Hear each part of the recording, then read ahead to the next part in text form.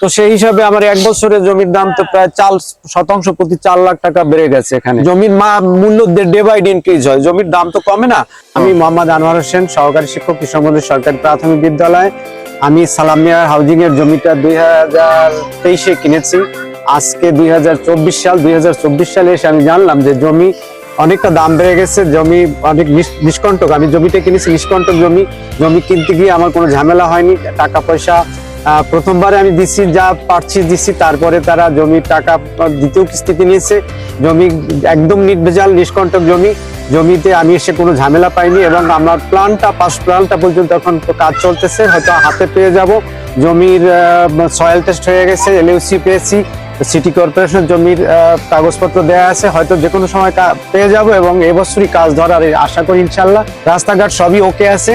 আরো ভবিষ্যৎ ওপাশে একটা 16 ফিট রাস্তা তৈরি হইতেছে, একটা দৃষ্টিনন্দন পার্ক তৈরি হইতেছে, যে পার্কে অজস্র মানুষ প্রতিদিন আসে এবং এখানে হাউজিংটা একটা অ্যামেজিং হাউজিং হবে, বিস্ময়কর একটা হাউজিং। অনেক বাড়িঘর উঠে গেছে, এবছর আরো 8-10টা বিল্ডিং এর কাজ হবে। এখানে ওই কোনো একটা মসজিদের কাজ কিছুদিনের মধ্যেই মসজিদের কাজ হয়তো চলবে। মসজিদটা হলে আরো সুন্দর হবে। আমরা আশা করি ভবিষ্যতে যারা এখানে আসবেন অত্যন্ত সুন্দর একটা প্লট পাবেন। এখনো অনেকগুলো প্লট বাকি আছে, যদি আপনারা আসতে চান আসতে পারেন। এখানে আপনি যখন স্যার কাগজপত্রগুলো চেক করতে গেছিলেন তখন কোনো ঝামেলা পাইনি, কাগজপত্রগুলি সবকিছু ওকে পাওয়া গেছে। রেজিস্ট্রি অফিস, ভূমি অফিস, এসিল্যান্ড, সব সিটি কর্পোরেশন কোনোখানে আমি আটকাইনি, তার কাগজপত্রগুলো ওকে পেয়েছি। এবং এখন যে আপনি যে প্ল্যান বাড়ির যে প্ল্যান পাস করতেছেন, সেই প্ল্যান পাস করতে গিয়ে আপনি কোনো সমস্যার সম্মুখীন? প্ল্যান পাস করতে গিয়ে আপাতত কোনো সমস্যা হয়নি আমার। আচ্ছা, এখন পর্যন্ত সমস্যা হয়নি, হবেও না, আমি আশা করি এটা হবে না, ইনশাআল্লাহ হবে না। এবং যারা স্যার জমি কিনে বলে আসলে কিনতেছে না, একটু দ্বিধাদ্বন্দ্বে আছে, কিনবো কি কিনবো না, তাদের আপনি কি উপদেশ দেবেন? জমি কিনে জমির দাম তো আসলে ডে বাই ডে ইনক্রিজ করে। আপনি আজকে জমির ইনভেস্টমেন্টটা হলো আমার একটা ইনভেস্টমেন্ট। এখানে টাকাটা একেবারে 100% হালাল টাকা এবং এই টাকা ডে বাই ডে ইনক্রিজ করে। আমি তো বললাম যে আমি এক বছরে আমার জমিতে 5% 4 লক্ষ টাকা বৃদ্ধি পেয়েছে, 4 লক্ষ। এখনো যারা আসবে তারা ওই রকমই টাকা বাড়বে, তাদের টাকা জমিতে বাড়তে থাকবে, শতাংশ প্রতি জমিতে বাড়তে থাকবে।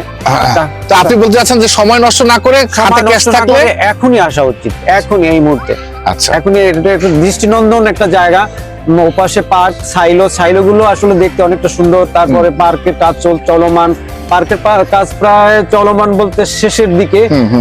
একদম হেঁটে আপনি একদম নদীর পাড়ে চলে যেতে যাবে। এপাশে 16 ফিটের একটা রাস্তা রয়েছে, যে রাস্তা দিয়ে ওপাশে আবার যাওয়া যায় 30-34 ফিটের একটা রাস্তা, যেটা দিয়ে মেডিকেল দিকে, মেডিকেল ওখানে আবার একটা ক্যান্সার হসপিটাল হচ্ছে। মোটামুটি কানের পরিবেশটা একটা সুন্দর একটা পরিবেশ। আচ্ছা, এবং স্যার শেষ প্রশ্ন আপনার কাছে, মরহুম আব্দুল সালাম মিয়া, তার সম্পর্কে আপনি কি জানতেন? তার সম্পর্কে আব্দুল সালাম মিয়া উনি একজন ভালো জননন্দিত চেয়ারম্যান ছিলেন। ওনার বিরুদ্ধে কোনো অভিযোগ নাই। উনি মানুষকে অত্যন্ত ভালোবাসতেন, এলাকার মানুষকে। উনি বারবার নির্বাচিত একজন প্রতিনিধি ছিলেন।